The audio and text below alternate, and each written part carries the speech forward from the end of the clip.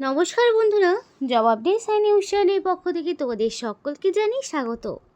তো অবশেষে আবারও দীর্ঘদিন পরে ইস্টার্ন রেলওয়ের পক্ষ থেকে সম্পূর্ণ নতুন বিজ্ঞপ্তি জারি হলো, যেখানে বন্ধুরা সম্পূর্ণ মাধ্যমিক পাস যদি যোগ্যতা থাকে, মানে শুধুমাত্র মাধ্যমিকের পাস নাম্বারের ওপর ভিত্তি করে তোমাদেরকে নিয়োগ করা হচ্ছে। সেটা ছেলে হোক কিংবা মেয়ে, প্রত্যেকেই তোমরা আবেদন করতে পারবে। এবং এখানে তোমাদের না হবে কোনো রকম না হবে কোনো রকম রিটেন টেস্ট, না হবে কোনো রকম ওয়াক ইন ইন্টারভিউ। শুধুমাত্র ডকুমেন্ট ভেরিফিকেশনের মাধ্যমে, মানে শুধুমাত্র ভেরিফিকেশনের মাধ্যমে তোমরা ডাইরেক্ট এখানে নিযুক্ত হতে পারছো। মিনিমাম বয়স লাগবে 18 বছর, আর কোয়ালিফিকেশান অনলি মাধ্যমিক পাস। যদি হায়ার কোনো কোয়ালিফিকেশান থাকে সেক্ষেত্রেও কোনো সমস্যা নেই, প্রত্যেকে আবেদন করতে পারবে। এবং এই ভিডিওর মাধ্যমে তোমাদেরকে দেখিয়ে দেওয়া হবে কীভাবে অ্যাপ্লিকেশন করতে হবে, অর্থাৎ অ্যাপ্লাই প্রসেসটি সম্পূর্ণ ডিটেলস তোমাদেরকে এই ভিডিওর মাধ্যমে দেখানো হবে। কিন্তু ডিটেলস বলার আগে তোমাদের প্রত্যেকের কাছে একটাই রিকোয়েস্ট জানাবো, যে যারা এখনও আমাদের এই চ্যানেলটিকে সাবস্ক্রাইব করোনি তারা ঝটপট চ্যানেলটিকে সাবস্ক্রাইব করে পাশে থাকা বেল আইকনটি ক্লিক করে দিও, যাতে করে পরবর্তী সমস্ত আপডেট পেয়ে যেতে পারো। তো চলো বন্ধুরা, দেরি না করে এবার অফিসিয়াল নোটিশে ডাইরেক্ট বিস্তারিত আলোচনা তোমাদের সাথে শুরু করব এই ভিডিওর মাধ্যমে। সবার আগে বলতে যে এটা হচ্ছে ইস্টার্ন রেলওয়ের অফিসিয়াল ওয়েবসাইট। তো যারা এখানে অ্যাপ্লিকেশন করবে ভাবছো, তারা সরাসরি ডিভিশনে ক্লিক করবে। যে ডিভিশনে বিলং করছো সেই ডিভিশন ওয়াইজ কিন্তু এখানে তোমরা নোটিফিকেশানগুলো পেয়ে যাবে। নিউজ অ্যান্ড আপডেট অপশানে গেলে পারেই তোমরা কিন্তু নোটিফিকেশানগুলো পেয়ে যাবে। তো আমিও সেই মতো তোমাদেরকে নোটিফিকেশানটা ডাউনলোড করে দেখাচ্ছি। তো আমি অফিসিয়াল যে নোটিফিকেশান সেটা ওপেন করে নিয়েছি। তো এখানে তোমাদের মিনিমাম বয়সটা কিন্তু 18 বছর হতে হবে। 18 বছরের নিচে হলে হবে না। 18 থেকে তোমার বয়সটা 40 বছরের মধ্যে হতে হবে, তবেই তুমি এখানে অ্যাপ্লিকেশন করতে পারবে। আর এরপরে তোমাদের যেই এডুকেশনাল কোয়ালিফিকেশান, সেক্ষেত্রে তোমাদেরকে লাগবে মাধ্যমিক পাস, যে কোনো বোর্ডের আন্ডারে মিনিমাম মাধ্যমিক পাস। সেটাও কিন্তু নোটিফিকেশানে পরিষ্কার বলে দিয়েছে, কোনো রকম ITI এর যোগ্যতার প্রয়োজন হচ্ছে না। আর থাকলেও কোনো সমস্যা নেই, কারণ শুধু দেখবে মাধ্যমিক পাস রয়েছে কিনা। মাধ্যমিকের যদি শুধুমাত্র পাস নম্বরটুকু থাকে তাহলেই তুমি এখানে অ্যাপ্লিকেশন করতে পারবে। এবং এখানে তোমার লোকালিটিতে, তোমার লোকাল পুলিশ স্টেশনে কোনো রকম ক্রিমিনাল রেকর্ড থাকা যাবে না, এবং ফিজিক্যালি ফিট অ্যান্ড ফাইন থাকতে হবে। এবার দেখো অ্যাপ্লিকেশন ফর্মটি কীভাবে পূরণ করছি সেটা দেখে নাও। সেইভাবে অ্যাপ্লিকেশন ফর্মটি পূরণ করবে বাই হ্যান্ড, এবং তোমাদের ওই বল পয়েন্ট পেন দিয়ে অ্যাপ্লিকেশন ফর্ম পূরণ করতে হবে, কোনো রকম কাটাকাটি করবে না। যেহেতু অফলাইন সাবমিশন, তাই এডিটের কোনো অপশন পাবে না। তাই যখন অ্যাপ্লিকেশন করবে সম্পূর্ণ সঠিক এবং নির্ভুল তথ্য দিয়েই অ্যাপ্লিকেশন করার চেষ্টা করবে। তো দেখো এখানে তোমাদের নেম অফ দ্য অ্যাপ্লিকেন্ট, তোমার এখানে ব্লক লেটারে তোমার নাম থাকবে, এবং মাধ্যমিক বা তার সমতুল্য পরীক্ষার অ্যাডমিটে যেই নাম রয়েছে সেই নামটাই এখানে বসাবে। তারপরে ফাদার্স অথবা হাজব্যান্ডের নাম। তো তোমার বর্তমানে যিনি গার্জেন রয়েছেন, যেহেতু ছেলে মেয়ে নির্বিশেষে প্রত্যেকে আবেদন করতে পারবে, ম্যারিড আনম্যারিড প্রত্যেকে আবেদন করতে পারবে। তো সেই অনুযায়ী তোমার যিনি বর্তমান গার্জেন রয়েছেন তার নাম তোমাকে বসাতে হবে। তারপরে ডেট অফ বার্থ। এবার অ্যাকর্ডিং টু মাধ্যমিক বা তার সমতুল্য পরীক্ষার অ্যাডমিটে যেই ডেট অফ বার্থ রয়েছে সেই ডেট অফ বার্থ তোমাকে বসাতে হবে। জেন্ডার, মেল হোক ফিমেল প্রত্যেকেই আবেদন করতে পারবে, তো সেই অনুযায়ী তোমাকে বসাতে হবে। কোয়ালিফিকেশান শুধুমাত্র লিখে দিবে 10 পাস, এখানে বাকি আর কিছু লেখার প্রয়োজন নেই, কারণ সেখান থেকে কোনো রকম এক্সট্রা বেনিফিট যেহেতু পাবেই না, অনলি মাধ্যমিক, তাই মাধ্যমিকের ইনফরমেশনই এখানে থাকবে।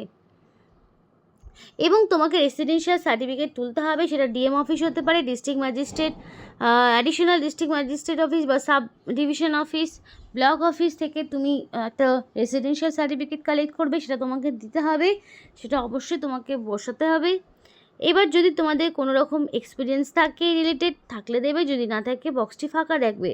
যদি এর আগে কখনো কোনো রেল স্টেশনে কাজ করে থাকো দিতে পারো, আর যদি না থাকে তাহলে ফাঁকা রাখবে।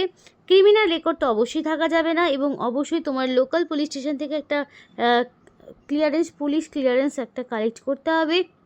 তারপরে তোমাকে দিতে হবে আধার কার্ড কিংবা ভোটার কার্ড, যে কোনো একটি তোমাকে সাবমিট করতে হবে, তার নাম্বার এখানে তোমাকে বসাতে হবে। কন্ট্যাক্ট নাম্বার, ইমেল, এখানে কন্ট্যাক্ট নাম্বার এবং ইমেল দুটোই দিয়ে দেবে, কারণ কি পরবর্তীকালে সমস্ত রকম আপডেট বা শর্টলিস্টের ক্যান্ডিডেট, কারণ দেখো এখানে তোমাদের কোনো রকম রিটেন টেস্ট হচ্ছে না, ওয়াক ইন ইন্টারভিউ হচ্ছে না, শুধুমাত্র একটা মেরিট তৈরি হবে, তার উপরে মানে কোয়ালিফিকেশনের উপর বেস করে একটা শর্টলিস্ট তৈরি হবে এবং তাদেরকে ডকুমেন্ট ভেরিফিকেশনে ডাকা হবে এবং ডকুমেন্ট ভেরিফিকেশান ক্লিয়ার হয়ে গেলেই তুমি নিযুক্ত হতে পারবে।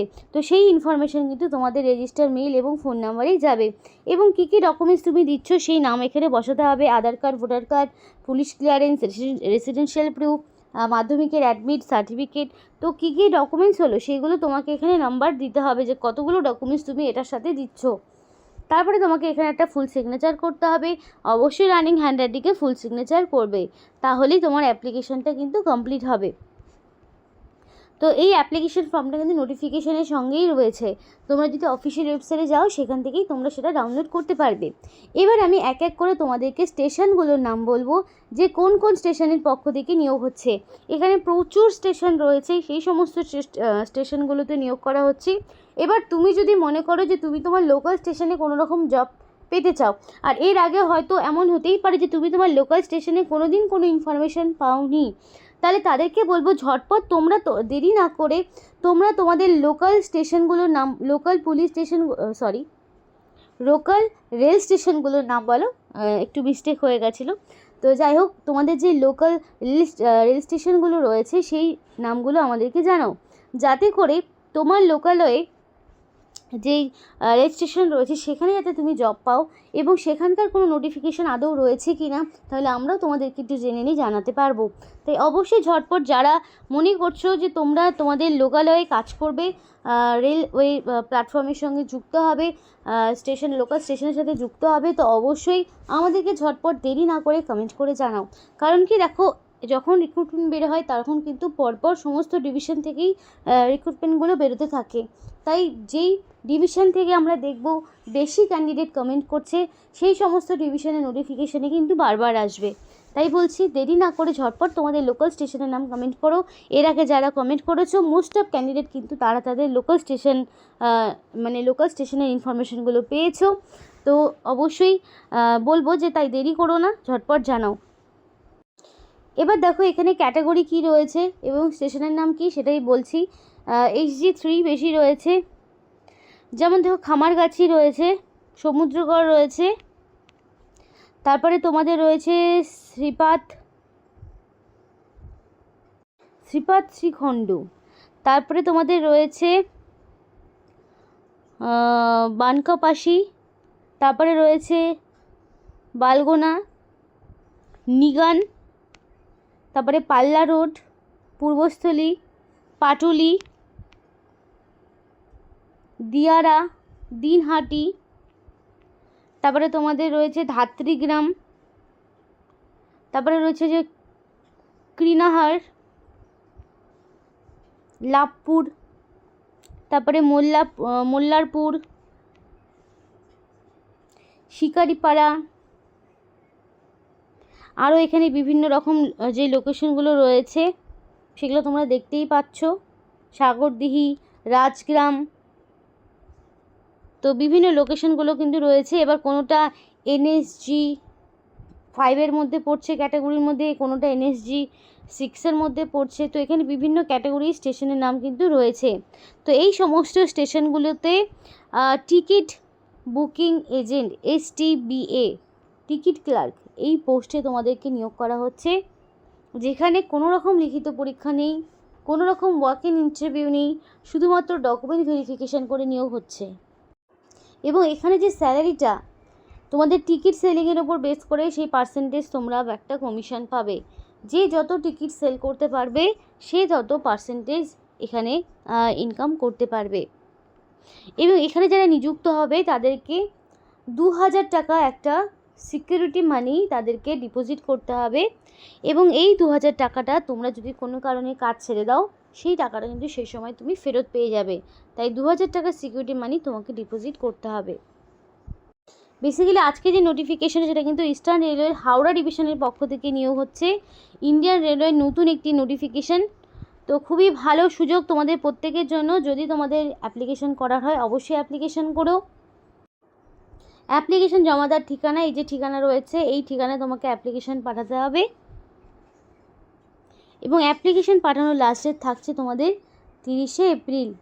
30শে এপ্রিলের মধ্যে তোমাকে কমপ্লিটলি অ্যাপ্লিকেশন সাবমিট করতে হবে এবং তোমাদের পরবর্তীতে 30শে এপ্রিল পেরিয়ে যাওয়ার পরে তারপরে তোমাদের 1 মে সেই লিস্ট বেরোবে, যে লিস্টে তোমাদের শর্ট লিস্টেড ক্যান্ডিডেটদের নাম থাকবে। তো আজকের মতো ভিডিওটি এখানেই শেষ করছি। ভিডিওটি ভালো লাগলে অবশ্যই লাইক এবং চ্যানেলটিকে সাবস্ক্রাইব করে আমাদের সাপোর্ট করো, আমাদের সাথে থেকো, পাশে থেকো। আর ভিডিওটি সম্পূর্ণ দেখার জন্য তোমাদের সকলকে জানাই অসংখ্য ধন্যবাদ।